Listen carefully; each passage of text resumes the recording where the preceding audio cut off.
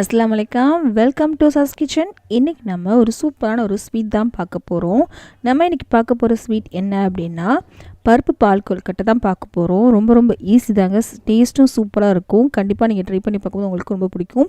செய்கிறது ரொம்ப ஈஸி தான். இப்போ வாங்க இது எப்படி பண்ணலாம் அப்படின்றத பார்க்கலாம். முதல்ல ஒரு குக்கர் எடுத்துக்கலாம். இதில் ஒரு 100 கிராம் அளவுக்கு பாசிப்பருப்பு எடுத்திருக்கேன். குக்கரில் சேர்த்துடலாம். சேர்த்துட்டு இதை நல்லா அலசிட்டு வந்துடலாம். நம்ம இதை அலசிட்டு வந்துட்டேன். இப்போது எந்த கப்பில் நம்ம பருப்பு எடுத்தோமோ அந்த கப்பில் 3 கப் அளவுக்கு நம்ம தண்ணி சேர்த்துக்கலாம். இப்போது 2வது கப், இது 3வது கப். இது நல்லா குழஞ்சிடணும் பருப்பே. இப்போ மூடி வச்சிடலாம். விசில் விட்டுடலாம். விசில் வந்ததுக்கப்புறம் அடுப்பு ஆஃப் பண்ணிக்கலாம். 2 விசில் விட்டால் போதும். இதுக்கப்புறம் ஒரு பாத்திரம் எடுத்திருக்கேன். இதில் 1 கப் அளவுக்கு அரிசி மாவு எடுத்திருக்கேன். 1 கப்னா 200 கிராம் அளவுக்கு அரிசி மாவு எடுத்திருக்கேன். இதுக்கு ஒரே ஒரு சிட்டிகை அளவுக்கு உப்பு சேர்த்துக்கலாம். ரொம்ப சேர்க்க வேண்டாம். சேர்த்துட்டு இந்த மாவை நல்லா கலந்து விட்டுடலாம். இது இருக்கட்டும். இப்போ அடுப்பில் ஒரு பாத்திரம் வச்சுருக்கேன். நம்ம எந்த கப்பில் மாவு எடுத்தோமோ அந்த கப்பில் 1 கப் அளவுக்கு தண்ணி எடுத்துக்கலாம். இதில் ஒரே ஒரு டேபிள் ஸ்பூன் அளவுக்கு சர்க்கரை சேர்த்துக்கலாம். இதுக்கப்புறம் 1 டீஸ்பூன் அளவுக்கு நெய் சேர்க்க போகிறோம். நம்ம எதுக்கு இல்லை சர்க்கரை சேர்க்குறோம் அப்படின்னா இந்த தண்ணி வச்சு தான் மாவு பிசைய போகிறோம். உருண்டைகள் கொஞ்சம் பிளாண்டாக இருக்காமல் கொஞ்சம் இனிப்பு இருக்கணும் அப்படின்றதுக்காக தான் இந்த மாதிரி நம்ம சேர்க்குறோம். நெய் சேர்த்தாச்சு. இது தண்ணி கொஞ்சம் சலசலன்னு கொதிச்சு வரட்டும். தண்ணி பாருங்கள் இப்போ நல்லா கொதிக்க ஆரம்பிச்சிருச்சு. இப்போ அடுப்பு ஆஃப் பண்ணிக்கலாம். இப்போது இதே தண்ணி வச்சு தான் மாவு பிசைய போகிறோம். இப்போ மாவில் சேர்க்கலாம் வாங்க. 1 கப் மாவுக்கு 1 கப் தண்ணி கரெக்டாக இருக்கும். சேர்த்துட்டு கொஞ்சம் கலந்து விடலாம். ஒரு ஸ்பூன் வச்சு நல்லா கலந்து விடலாம். இப்போது நல்லா கலந்து விட்டாச்சு. இப்போது ஒரு 5 நிமிஷம் வரைக்கும் அப்படியே விட்டுடலாம் இந்த மாவை. அதுக்கப்புறம் கையால் பிசைச்சிக்கலாம். ஒரு 5 நிமிஷத்துக்கு அப்புறம் நம்ம பார்க்கலாம். இப்போ ஒரு 5 நிமிஷம் ஆயிடுச்சுங்க. இப்போது இந்த மாவு கொஞ்சம் ஆறி இருக்கும் இல்லையா, நம்ம கையால் பிசைஞ்சிக்கலாம். இதை நல்லா சாஃப்டாக பிசைஞ்சிக்கலாம். மாவு எல்லாம் சேர்ந்து வந்துடுச்சு. கையில் ஒட்டவே இல்லை மாவு. இப்போ கரெக்டாக இருக்குது மாவு.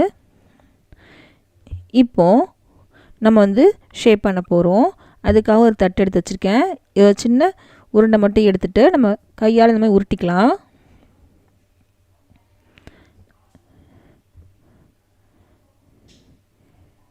நல்லா உருட்டிட்டு நம்ம தட்டில் வச்சிடலாம்.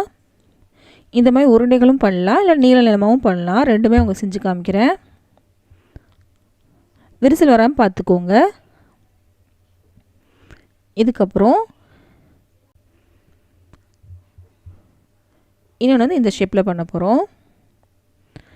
இது ரொம்ப பெருசாக இல்லாமல் ரொம்ப சிறுசாகவும் இல்லாமல் மீடியம் ஷேப்பில் வச்சுக்கோங்க. நம்ம இது ரெடி பண்ணிட்டோம். இந்த மாதிரி எல்லா மாவுலையுமே நம்ம ரெடி பண்ணி வச்சுக்கலாம்.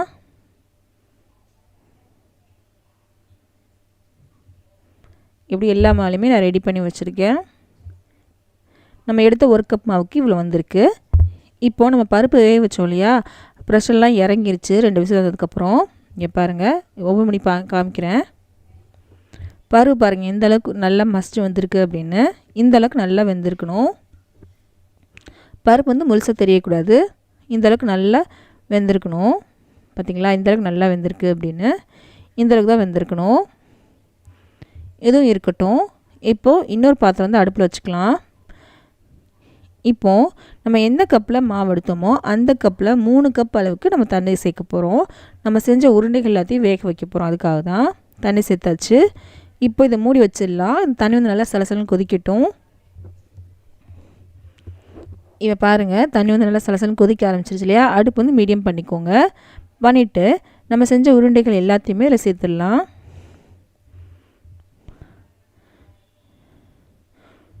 இந்த மாதிரி கையால் எடுத்து போடுங்க. மொத்தமாக சேர்த்துறாதீங்க அப்படியே. அடுப்பு மீடியமில் இருக்கட்டும்.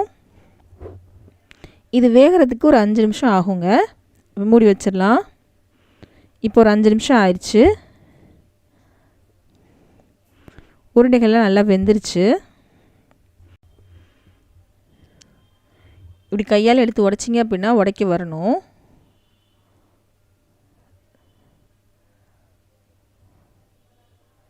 சூடாக இருக்குது, உடைக்க வருது பாருங்கள். இப்போ நமக்கு இது வெந்துருச்சு.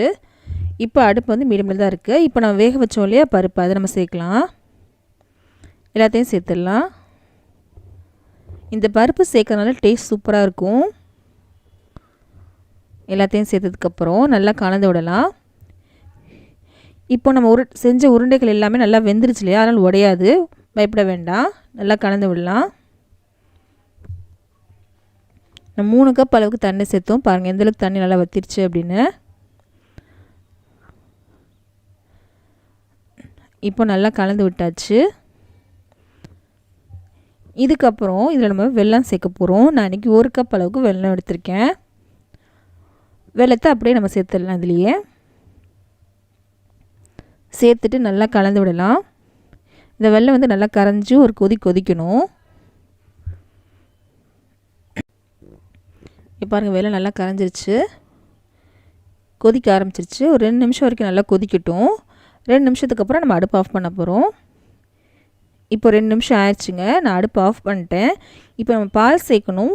நம்ம அப்படியே பால் சேர்த்தோம் அப்படின்னா பால் திரிஞ்சு போகிறதுக்கு வாய்ப்பு இருக்குது. அதனால நான் அடுப்பு ஆஃப் பண்ணிட்டு ஒரு 2 நிமிஷம் வரைக்கும் அப்படியே விட்டுறேன். அதுக்கப்புறம் தான் நம்ம வந்து பால் சேர்க்க போகிறோம். ஒரு 2 நிமிஷம் ஆகட்டும். இப்போ 2 நிமிஷம் ஆயிடுச்சு. இப்போ இதில் 2 கப் அளவுக்கு பால் சேர்க்குறேன். இப்போ 2வது கப் சேர்க்குறேன்.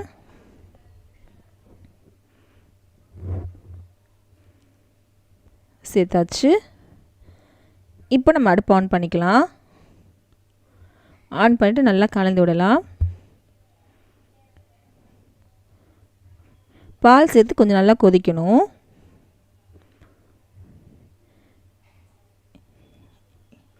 இந்த டைமில் ஏலக்காய் தூளும் சேர்த்துக்கலாம்.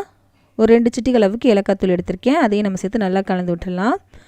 இது நல்லா கொதிக்கட்டும். இந்த பாயசம் வந்து நல்லா கொதிக்கட்டும். கொதிக்க ஆரம்பிச்சிருச்சு. இப்போ அடுப்பை சிம் பண்ணிட்டு இன்னொரு அடுப்பில் வந்து ஒரு பாத்திரத்தில் ஒரு 4 டேபிள் ஸ்பூன் அளவுக்கு நெய் எடுத்திருக்கேன். நெய் கொஞ்சம் சூடானதுக்கப்புறம் இதில் முந்திரியை வறுத்து எடுத்துக்க போகிறோம். முந்திரி சேர்த்துடலாம். இது கொஞ்சம் பொரிஞ்சு வந்ததுக்கப்புறம் காஞ்ச திராட்சையும் சேர்த்துக்கலாம்.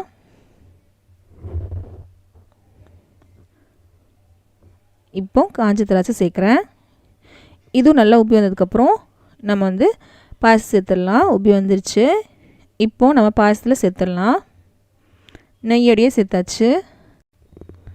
நல்லா கலந்து விட்டுட்டோம் அப்படின்னா சூப்பரான பருப்பு பால் கொழுக்கட்டை ரெடி ஆயிடுச்சு. செம்ம டேஸ்ட்டாக இருக்கும். இப்போ ரொம்ப தண்ணியாக இருக்கு இல்லையா, கொஞ்சம் ஆறினதுக்கப்புறம் கொஞ்சம் கெட்டியாயிரும். அவ்வளோதாங்க, சூப்பராக இருந்துச்சுன்னு நினைக்கிறேன் இந்த வீடியோ. இந்த வீடியோ பிடிச்சிச்சு அப்படின்னா ப்ளீஸ் நம்ம சேனலை சப்ஸ்கிரைப் பண்ண மறக்காதீங்க, லைக் பண்ணவும் மறக்காதீங்க. அப்போ தான் இந்த வீடியோ வந்து நிறைய பேருக்கு வந்து ரெக்கமெண்ட் ஆகும். உங்கள் ஃப்ரெண்ட்ஸ்க்கும் ஃபேமிலிஸ்க்கும் இந்த வீடியோ ஷேர் பண்ணுங்கள் உங்களுக்கு பிடிச்சிருந்துச்சி அப்படின்னா. நம்ம அடுத்த வீடியோவில் சந்திக்கலாம்.